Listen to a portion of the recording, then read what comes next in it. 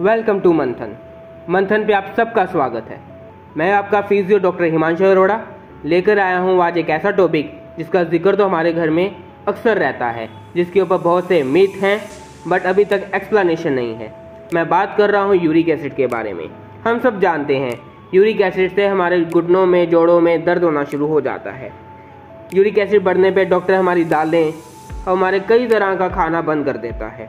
पर कभी सोचा है कि यूरिक एसिड क्या है, क्यों बढ़ जाता है, क्यों हमें यूरिक एसिड को कंट्रोल करने के लिए लगातार दवाइयाँ खानी पड़ती हैं, क्यों डॉक्टर बंद कर देता है दालें हमारी यूरिक एसिड में? इन्हीं सवालों के जवाब हमें आगे वीडियो में मिलेंगे। वीडियो के साथ जुड़े रहिएगा, सब्सक्राइब, कमेंट, शेयर करिएगा। अगर आपको कुछ भी समझ नहीं आता है तो आप कमेंट में हमसे पूछ सकते हैं।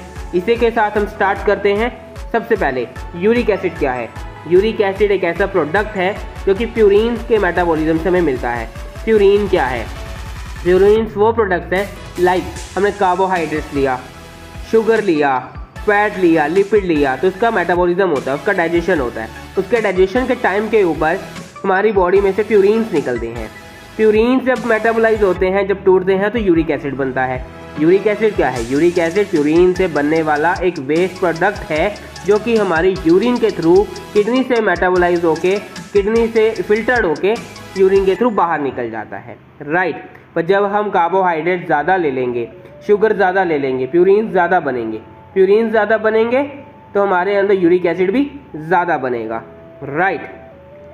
पर प्यूरिन्स क्यों इंपॉर्टेंट है? क्या हम प्यूरिन्स लेना बंद कर दें? नहीं, प्यूरिन्स बहुत इंपॉर्टेंट है हमारी बॉडी के लिए। प्यूरिन्स का सबसे पहला काम जो हमारी बॉडी में रहता है वो मेटाबॉलिज्म सिग्नल देने का रहता है। हमारा मेटाबॉलिज्म अच्छा चल रहा है या खराब चल रहा है वो हमें प्यूरिन से पता चलता है, राइट। सेकेंड थिंग, प्यूरिन्स जो हैं हमें एनर्जी प्रोवाइड करते हैं, हमारे ग्रोथ सेल के लिए बहुत ज़रूरी होते हैं, राइट। एक तरह का कोएंजाइम है जो हमारे डाइजेशन में भी हेल्प करता है।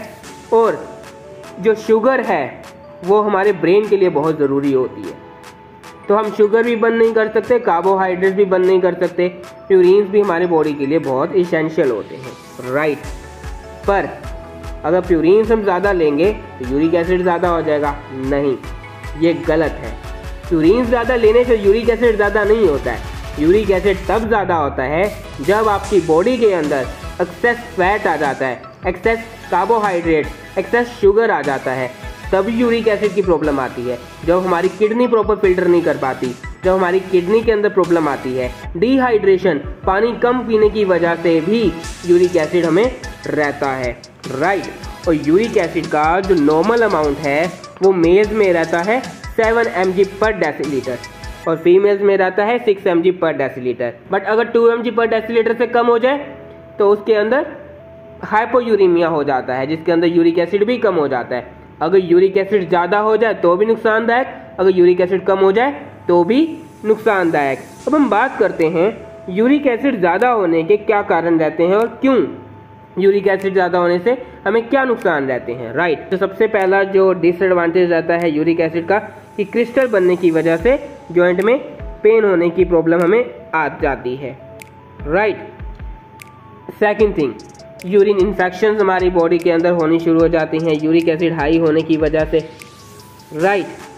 गाउट यानी कि जिसे हम बोलते हैं गठिया की प्रॉब्लम आ जाती है यूरिक एसिड ज़्यादा होने की वजह से, राइट। पर अगर यूरिक एसिड कम हो जाए तो अगर यूरिक एसिड कम हो जाता है तो हमें Alzheimer, Parkinson, right, kidney diseases, trigeminal neuralgia, ये ऐसी सारी कंडीशंस होनी शुरू हो जाती हैं, राइट। अगर यूरिक एसिड हमें आ जाता है, डायग्नोस हो जाता है, तो क्या हमें मेडिसिन ही लेनी पड़ेगी? नहीं, अपने वाटर इनटेक को इंक्रीज करो, डाइट को मैनेज करो, राइट। डाइट में क्या मैनेज करोगे आप? शुगर, कार्बोहाइड्रेट कंटेंट नॉर्मली लेना शुरू करो, एक्सरसाइज स्टार्ट करो, ज़्यादा पानी पीने से भी यूरिक एसिड आपका कम हो जाएगा, राइट। जो लोग अल्कोहल लेते हैं उनमें भी यूरिक एसिड बढ़ता है, तो अगर आप अल्कोहल कंजप्शन कर रहे हो तो वो भी आपको रिड्यूस करनी पड़ेगी। बट अगर आपका यूरिक एसिड कम हो गया तो आपको क्या करना है? आपको शुगर, कार्बोहाइड्रेट या डाइट ज़्यादा लेनी है। अब बात करते हैं हम कि आपको यूरिक एसिड है, आपने उसे मैनेज भी कर लिया, पर दालें क्यों बंद कर दी जाती हैं? दालें क्यों नहीं खाते? ऐसा कुछ नहीं है, दालें बंद नहीं करी जाती हैं। दाल में जितना प्यूरिन होता है वो हमारी बॉडी के लिए ज़रूरी है। तो आप दालें खा सकते हो। Excess of everything is bad, वो हम सबको पता है, पर एक कटोरी दाल एक दिन में खा सकते हो, उसमें कोई भी प्रॉब्लम नहीं है। और इसके एविडेंसेस हैं, जो कि मैं आपको इस वीडियो में सारे एविडेंसेस दिखाऊंगा। जो मैं बोल रहा हूँ वो अपनी तरफ से नहीं बोल रहा हूँ, उसके ऊपर रिसर्चेज हुई हैं तो ही बोल रहा हूँ। तो दालें बहुत सेफ़ हैं। यूरिक एसिड में से आप आराम से खा सकते हैं। यूरिक एसिड में दालों का कोई परहेज़ नहीं है। यूरिक एसिड में अगर किसी चीज़ का परहेज़ किया जाता है, वो सबसे इम्पोर्टेंट चीज़ है red meat, right, fish, right, seafood, ये बंद किया जाता है। अल्कोहल ये बंद किया जाता है। तो ये हमें नहीं खानी। अपने फैट को, ओबेसिटी को, डायबिटीज़ को कंट्रोल करना है, हाइपरटेंशन को कंट्रोल करना है, राइट। तो ये सारी थोड़ा सा एक जो था ओवरव्यू था यूरिक एसिड के ऊपर। यूरिक एसिड क्या होता है, क्यों होता है, क्या कारण रहते हैं, कैसे मैनेज किया जा सकता है, और क्यों हमें दालें खानी चाहिए, नहीं खानी चाहिए। तो दालें आप झक्कास से खा सकते हैं, मज़े से खा सकते हैं। दालों का कोई परहेज यूरिक एसिड में नहीं होता है। और बस यूरिक एसिड आपको आ गया है तो आपको मेडिसिन खाने की कोई ज़रूरत नहीं है। अपनी डाइट को मेंटेन करो, पानी ज़्यादा पियो, मीट बंद कर दो, अल्कोहल बंद कर दो, आपका यूरिक एसिड नॉर्मल हो जाएगा।